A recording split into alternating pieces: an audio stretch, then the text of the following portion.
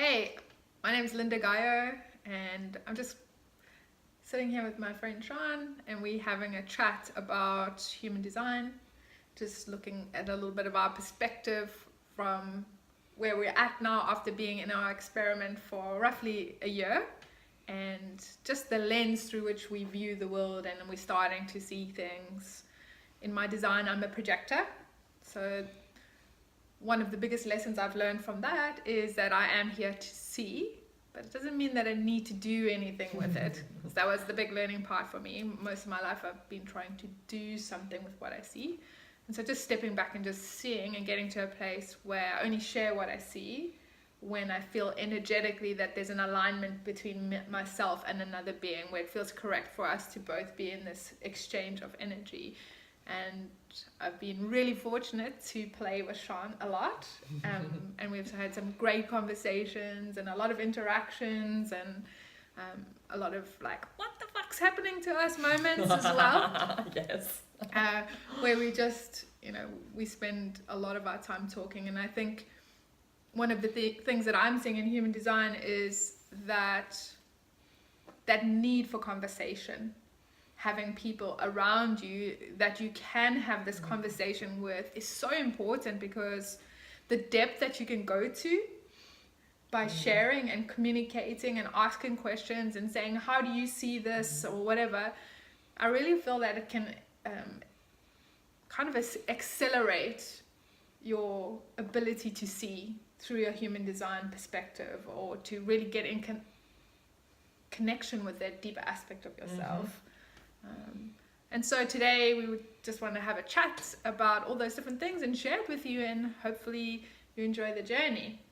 I'm Sian, and I'm a manifesting generator, also a year into my experiment. In fact, we met the day we met human design.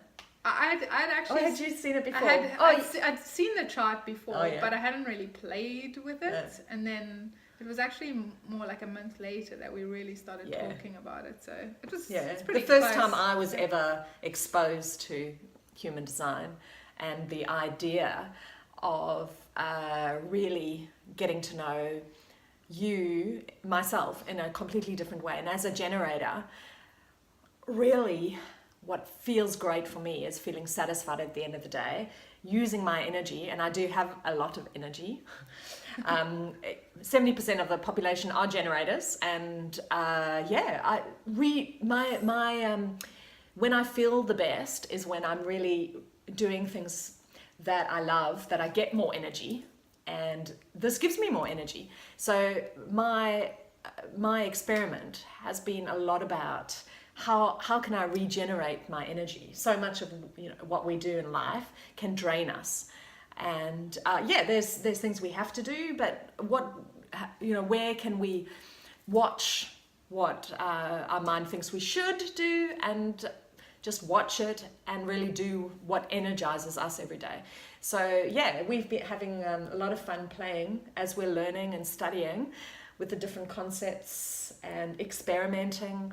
And for me, it's not so much about learning about others, as Lynda's role is as a projector. It's more about being self-empowered and learning about me, and how can I be self-empowered in the world, and how will that, through modeling or simply by doing what's correct for me, impact the people around me, hopefully positively. So far, so good. So today's just a little bit of sharing and hopefully you gain and so value hopefully from something that. resonates with you. And if you have any questions, we'd love to hear from you. And we would actually like to encourage some more conversations with people, whether it's through online mediums or face to face. I almost feel like I crave human design interaction. With the correct people, obviously. But it's definitely, it's so fascinating to see other people's designs and how that's playing out for them, and just all these nuances that start appearing out of looking at their chart and seeing how that plays out in their lives, and just being a catalyst for empowering generators, from my perspective, to to unshackle the chains Yeah. of Totally. conditioning and Yeah. the not self-mind, and just really to see them being themselves. And it's been like an honor for me to watch Sian just like coming out and being herself more and more. It's like, it's so awesome to watch. And you know, if any part, one's journey that I can be a part of that in, to me is like, I can just feel my whole body going, fuck yes. Fuck yes. Yes, and you know, I love Lynda's ability to see and provoke me. And provoking is one of my things. So Yeah. yeah. And provoking one is of one of yours. mine too. So it's great to experience it. So I hope you enjoy it. So if we're going into like you being a manifesting generator, and we're looking specifically at your authority, which is your sacral, Yeah. because if you go out and you read human design stuff, there's all this thing about, you know, the and the and all of that. And, you know, as we've been playing a lot with just trying to see how it works for you, as opposed to specifically trying to conform to what everyone else says how it works. So have you noticed, is there an for you, or is it totally different?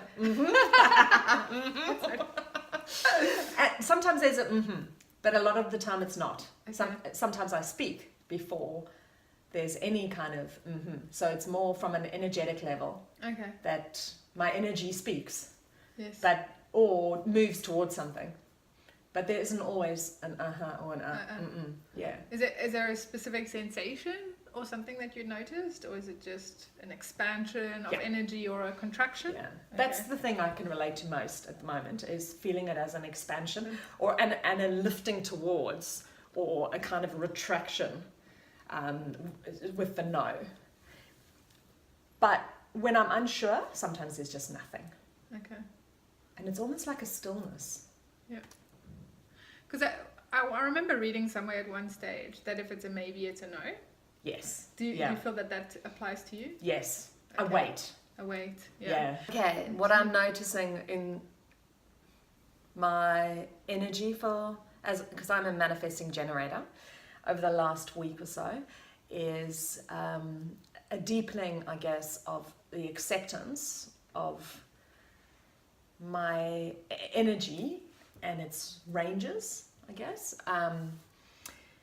of jumping up and doing stuff, and then other times having a complete tiredness, the lack of consistency, depending on what's happening around me. And So is there a difference comfortable. for you though between that like supercharged energy and then when there's no energy? Have you noticed what leads up to that? Like, is there a pattern that you're seeing? Okay. What causes you to have the supercharged energy, and then when you like feel like you're totally exhausted, is there something you're noticing that? Yes. Okay. What I have noticed this week is I might be feeling quite tired in my energy, and someone will come to the door, Okay. and I will just be firing on all cylinders, like just full of energy. But whereas a few minutes before, I felt tired and wanting to go to sleep. So like a random person, like a stranger, or is it someone you know? Someone I know Okay. comes into, Is it specific people? Well, Or anyone? my mind thinks that this person might be correct for my energy, but my energy feels good Okay. when the spark does Okay. come into, Okay. into play. And so have you spent much time totally alone? Probably not. Okay. Yeah. I mean, I have patches of it during the day, and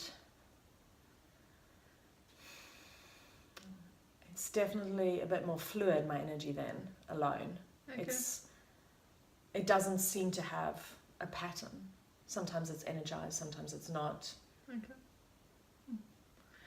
I mean, when I'm doing what I like to do, Yes. then I feel, a bit of a buzz. But also I can feel quite flat. Yeah. Because I guess when people are trying to figure this out, there's so much of mind that comes in, right? Yeah. Because the mind is like, I don't know, like in my own life, and I've had a lot of conversations with you, it seems like both of us have engaged in a lot of practices before we came to human design. Yes. And what I'm noticing for myself is that there's a struggle in reconciling that past information and then where I'm at now. And I'm consistently, feels like I'm running backwards and forwards, but like this used to work, and how does this fit into human design? And so for myself, what I'm noticing is the mind can often come in and start to try and explain things. Yes. Yes. You know? And so, and like anything, when you're first entering into any practice or system or tribe or anything, there's a sense of letting go of disbelief so that you can play with it, because otherwise, you know, if you're really skeptical, you know, from the past I would have said, you know, if I enter into something with skepticism, then I'm already doing myself a disservice. But one of the things that I love about human design is how you just got to test it all the time. But it can be a challenge, right? Because the mind is so tricky, and it can actually keep us out of really getting in and testing it. So have you noticed any space where like your mind's like really coming in and messing up for you? Where there's things I'm not sure of, or it's a new area, or I've been asked a question and I don't get a strong response. Whether it's from the body or I speak before I think, and because I've got that one particular channel where really I can trust what comes out of my mouth before I think about it, which can be quite true for a lot of generators. So if I'm unsure and my body's not moving, my mind jumps all over it, and it's like, oh, but you used to like doing that, or I thought you liked that, being with that person, or why aren't you doing this, or why aren't you doing that? Okay.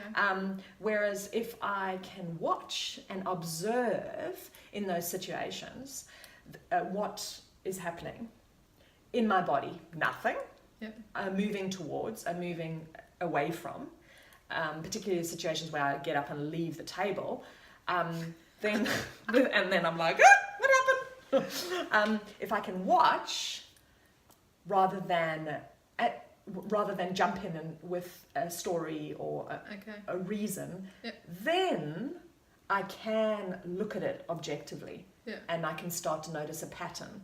When people talk about a certain topic, my body just wants to get out.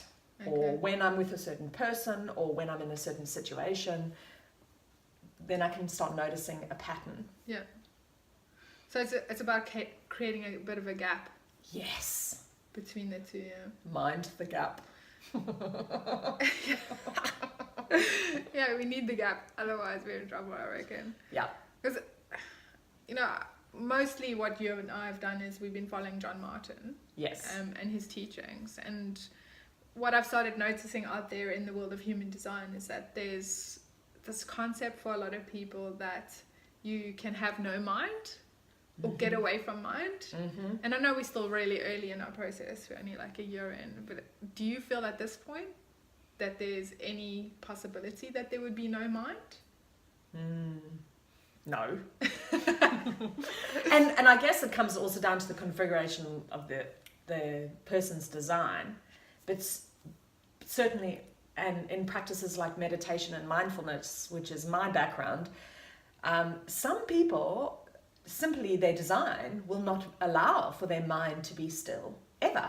Like defined heads and ajnas. So we can use the practice of stepping back and watching the mind and observing the mind and being mindful, but our mind is always sort of full. It's so it can... you can be more aware of what's going on, and I guess it can quieten to an extent, but never no mind.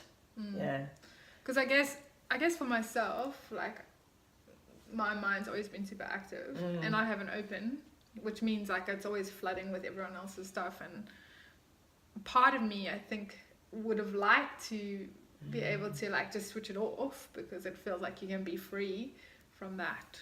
But my experience so far is that I don't think you're ever really free of it. No, it's always going to be there. And the mind is super powerful, and depending on how you're configured in your design, it's really, really useful. So mine could be really useful when I'm watching to notice patterns for humanity, or patterns that aren't working out there, or even patterns of my own responding that are helpful. So the mind is super tool. Good. I mean, you've got some views on that too, on the value of the mind. Yeah, because I do think that the mind, before I met human design, my mind was extremely helpful in helping me navigate the world and doing things. And I've done all sorts of practices like affirmations and intentions and all of those things, and the law of attraction or whatever.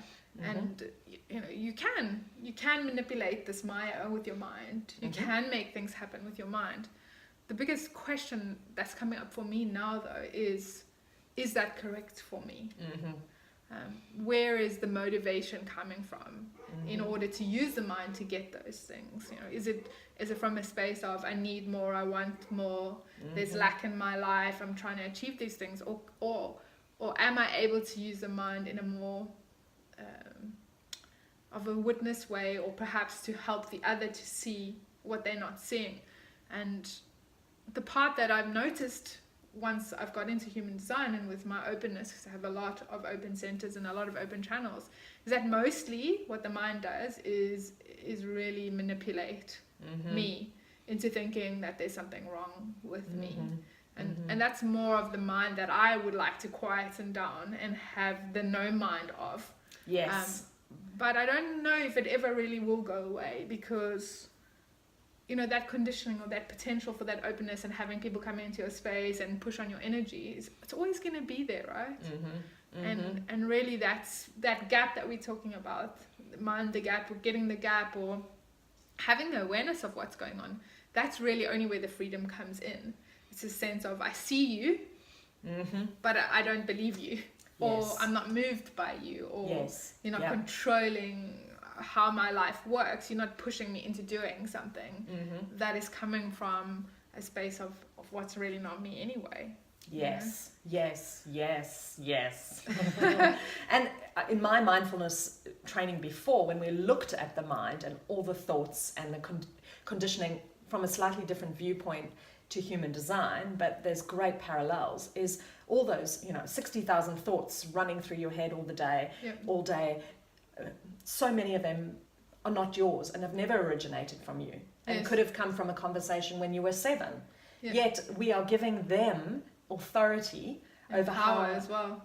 Over how we live our life. So for me, the most important thing, and particularly because I'm a generator, and I'm here to be self-empowered as me, is to actually take my own power back. And I am my own authority, not my mind, or not what I think I should do, or be, or look like, or feel, or behave, as a mother, as a business owner, as a wife, as a friend, but more about what's happening for me in my body. What am I responding to? What's my energy feel good to do?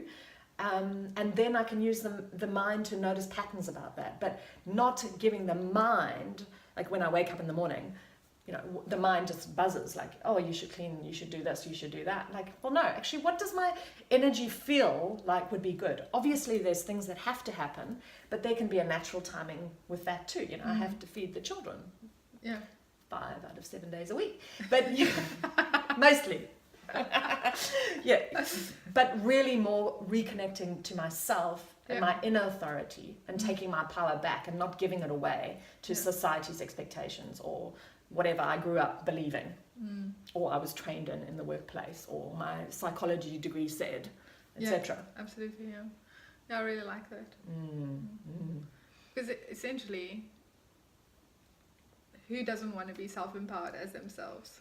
Yes. And the reality is, how many people out there do we see being that? And that's weird, because I just had like this emotional sadness that came over me when I said that. It's like, so many people don't know who they are. So how can they be themselves if they don't even know who they are? And when we've got all this mind stuff and all this conditioning in it's almost like it's obscuring the view. Like it's a smoggy, dirty window. Yes. And really it's a process of cleaning away, of letting go of what isn't you, so you can really see yourself. And accept yourself. And I mean, even better if you can have beautiful people in your life that can have the space to have acceptance of each other as well. Yeah. And not needing to change or make you be different or whatever. And just, it's more about like, wake up and be you. Yeah. As opposed to living in this kind of zombie, I always want to call it a mindless state, but when I'm talking about that, it's like, you're an autopilot. Yes. Where the mind's running the program as opposed Yes. to you even knowing that it's running the program. Yeah, and I think there's that distinction too with the mindless state and the mindful state.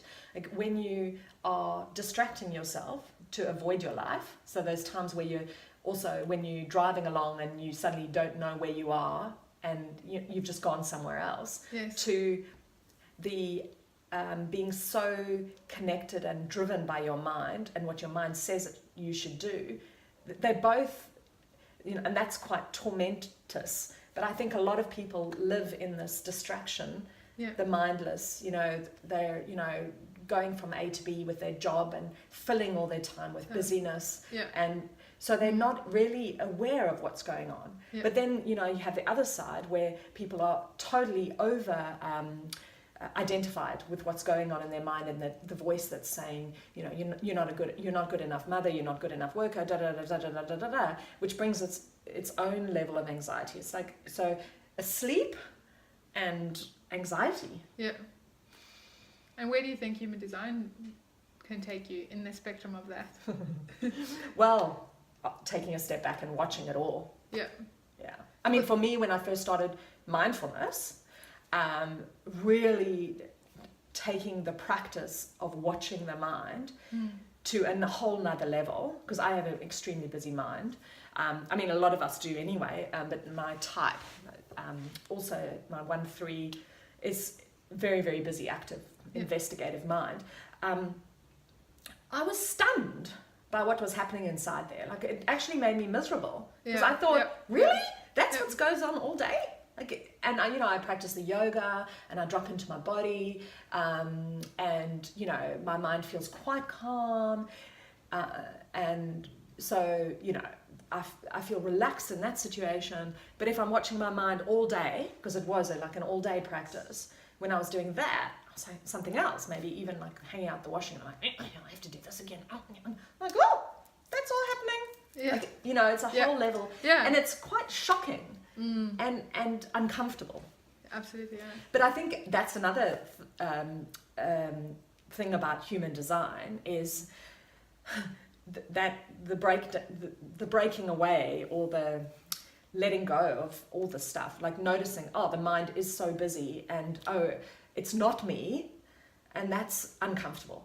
But then also being in your body and seeing how, as a generator, 70% of the population, we are here to connect with our energy and do what our energy loves to do. That in itself isn't necessarily comfortable.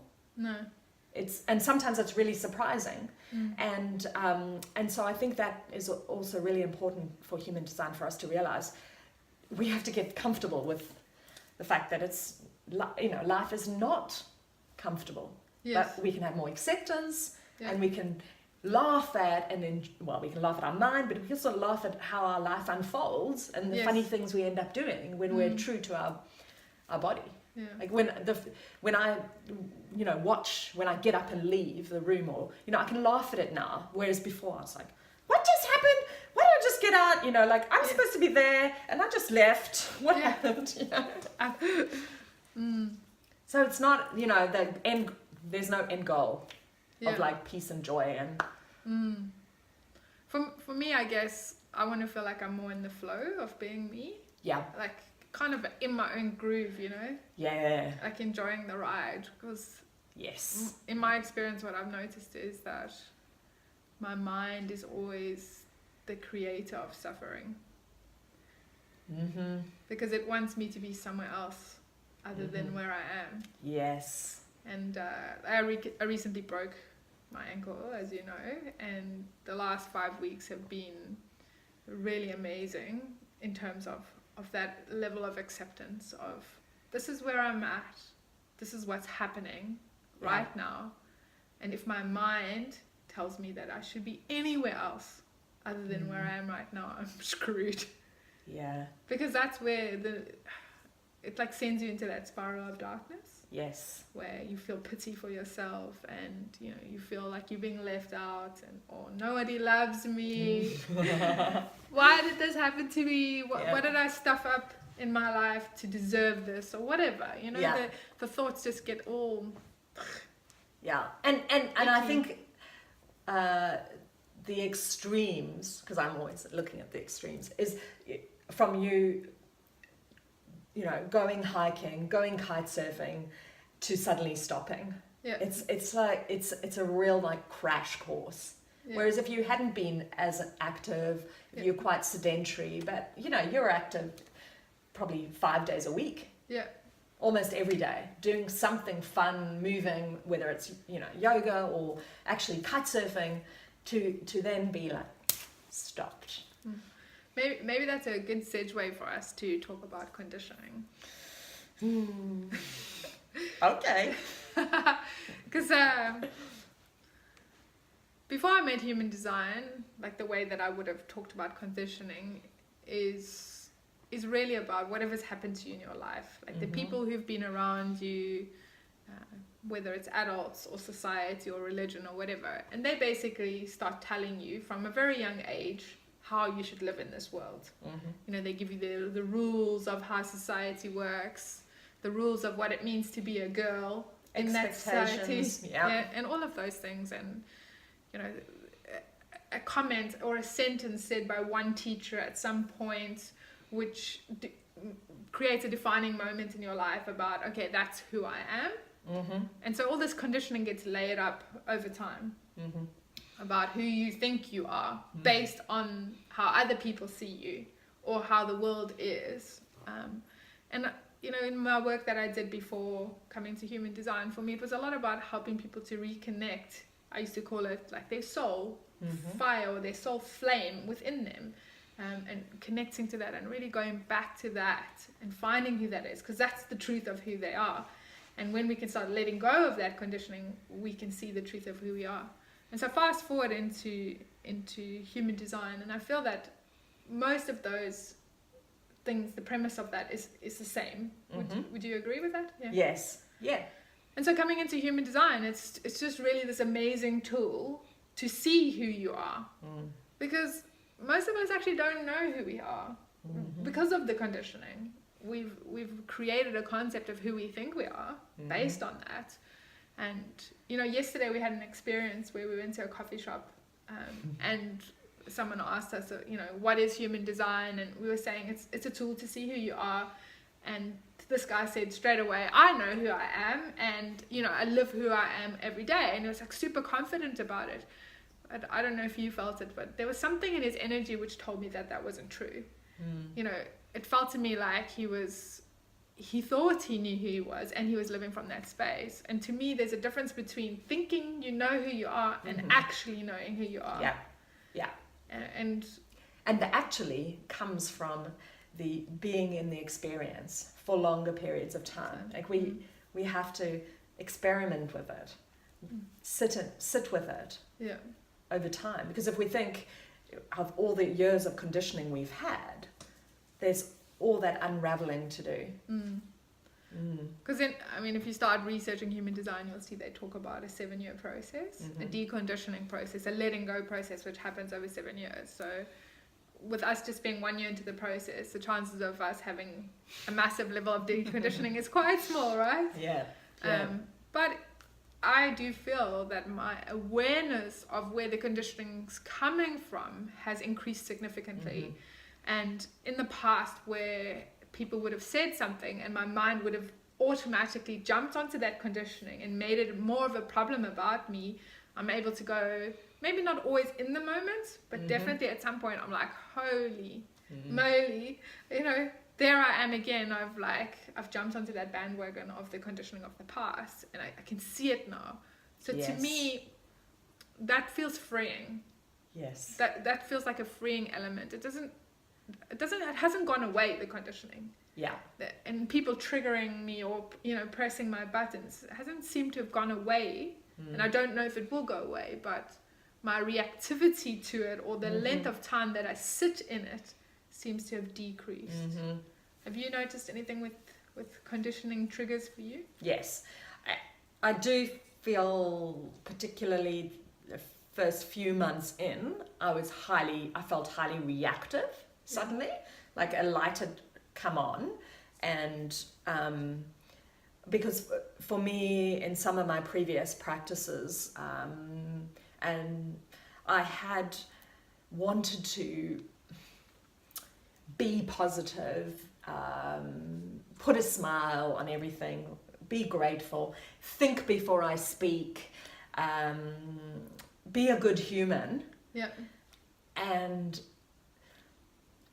I was prepared, because I like taking a risk, to jump in and look at that conditioning and really watch it, and in some ways not respond when I felt, in this moment you should go over and be nice, or in this moment, this is how you should behave with your child, or, I just had that thought, or something just came out my mouth, I better put that away. So initially I felt quite almost like static, lots of stuff was coming up. And it was quite scary to let it go and just go, nah, I don't want to do that, and wait and see what happened. Because you've Does given that answer your question? Yeah, I think it's basically you coming back to it's about awareness and noticing. Yeah, I feel a little bit more relaxed now, and so when I feel my energy want to do something, or something comes out my mouth, I'm not so horrified, because it's not what it used to be, what I thought I should be doing or saying. Yeah. So I'm letting go of the reins a little bit with that, and also nothing catastrophic has happened yet. Because one of the things, as we've been playing, there's all these situations that have cropped up where your body wanted to do something, and then your mind and your conditioning told you that you weren't allowed to, or you shouldn't do it, but you did what your body wanted anyway, but then sat back going, holy crap, my life is going to collapse now. And then the total opposite would happen, where life would respond amazingly to you, and you would get the support you needed, or things would come into your life that you couldn't even have orchestrated on your own, or imagine that it would happen. And this is the thing that I love about when we can truly step into our form and allow our bodies to move us instead of our minds, because your mind is a limited thing, right? It can only conceptualize or imagine from what it's already been exposed to. It doesn't have access to unlimited potentiality, right? And so when we're allowing our minds to do things, sometimes they get it right. Sometimes they do a pretty good job at manipulating this material world of ours, but often they get it totally wrong.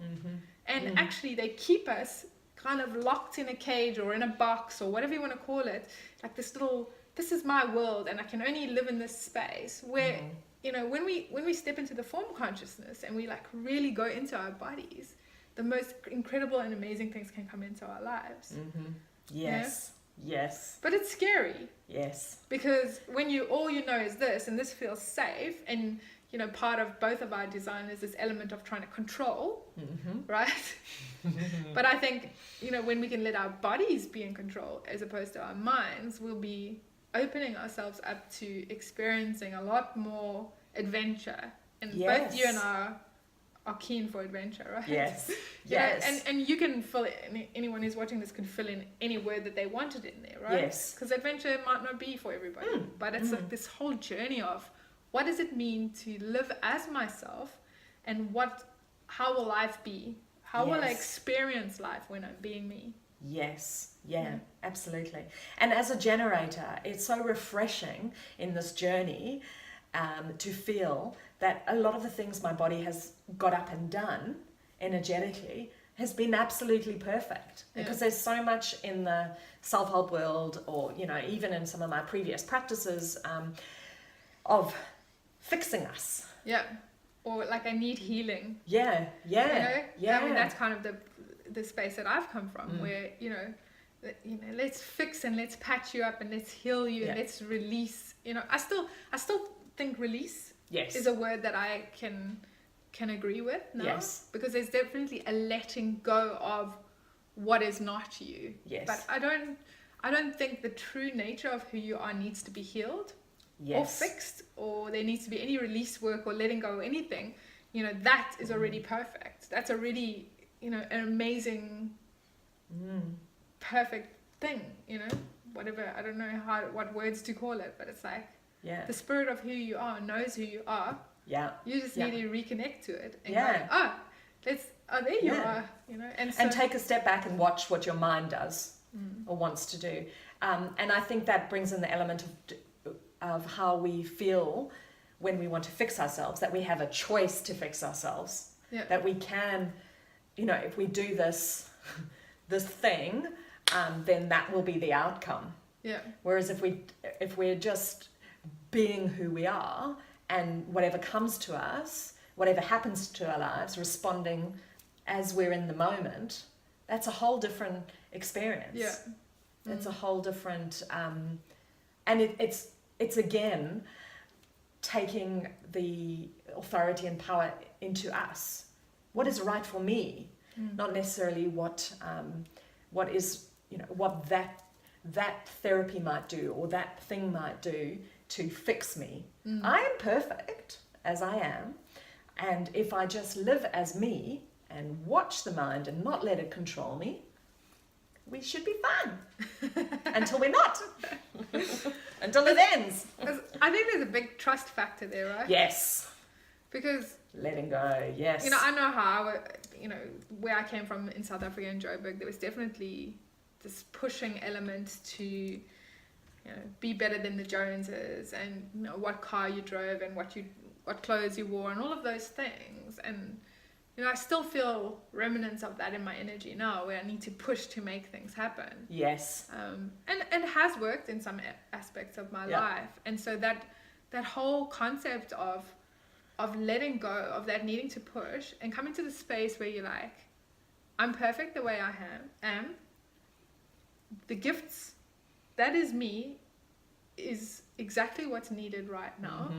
And when I can just sit back and trust that life will come to me perfectly, the correct people, the correct situations, the correct jobs, the correct whatever will just come to me when I'm being me. It's not an easy thing for most of us to do, because it feels passive. Yes. It feels like I'm not doing anything. And it feels like nothing will ever happen. Yeah. And which is kind of a strange thing, because, like we want to go on holiday and we want to relax and we want nothing to happen. But we pocket that into the holiday or the break. Yeah. We don't look at our life as, it's the same thing as, okay, I work really hard, make lots of money, and then retire. Yeah. And then I'll enjoy my life one later, day in that when point. I've made that million. Yeah. Or when I'm on holiday, I'll lie on the beach and not do anything. Yeah. Well, what about radical? But what about if we imagine in our life to do less, not push, and watch what comes into our space that surprises us? Because I think that there's still some action that happens, right? Yes. But it's action from a totally different space. Because when we're doing from the concept of lack, like I don't have this, or I need this, or only when I have that can I feel happy, or whatever, we're doing from the wrong place already. Yeah. And often we can feel, and I know as a generator for me, I can feel this kind of resistance push energy. And I know particularly, in some aspects of parenting, certainly, like I'm pushing, but I've felt it a lot in my business, where I'm pushing myself to do the thing or do the certain marketing. Like I can feel like it's like a grinding, like cog like you're thing. forcing things. Yeah. And so having the trust that I don't have to do the but when I feel inspired, or when I feel alive about what I'm doing, and how however that comes out, that will feel amazing. That will feel freeing, and that will give me more energy. If I'm doing what I love, I'll have more energy. So potentially, if it's, you know, the way it's going to be, If I'll you're have more living energy. if you're living every moment like Yeah. that, it will just keep happening. Exactly. Right? And I have more energy for more of what I love. Yeah. And everyone will be, you know, more positively affected by me not having this Energy. frequency. Because I was like, you've heard of people talk about the flow or being in Yeah. the flow. I think Yeah. most people would have heard of that concept. That's what it feels to me like. Yeah. There is this potential to be in that flow more. Yeah. Like more moments. I mean, I'd love to say that it could be every moment, but I'm not sure with the conditioning and the mind and that, you know, that kind of awareness level that you need to get to really embrace passenger consciousness. You know, for some people, they may not achieve that in their entire lives. And even if they have this amazing tool like human design, it may not go there, right? Yeah.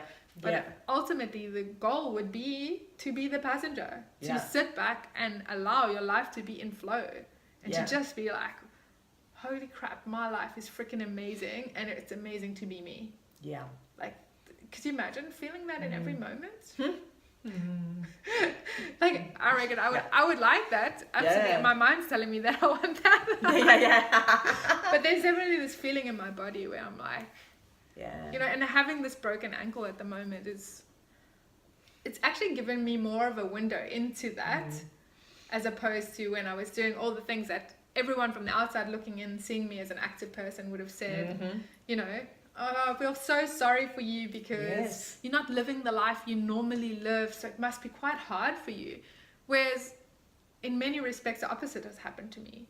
I feel that not being able to do those things has enabled me to get to this place where I can be happy being me and living my life, even if it means I'm sitting on the couch and I can't walk. Yes. So it's not like I Yes. needed to do anything to feel happiness or feel like I'm being myself. I just needed to sit in the moment and feel it Yes. and accept it, allow it, that trusting process. And it's like, it's amazing the flow in your life when, you know, how you feel on the inside when you just accept and just be yourself. So, yeah. And one of the things I wanted to talk about with conditioning is, you know, we can have this concept that conditioning is really bad, that it's all negative. But I'm seeing that for many of us, the conditioning is part of our process.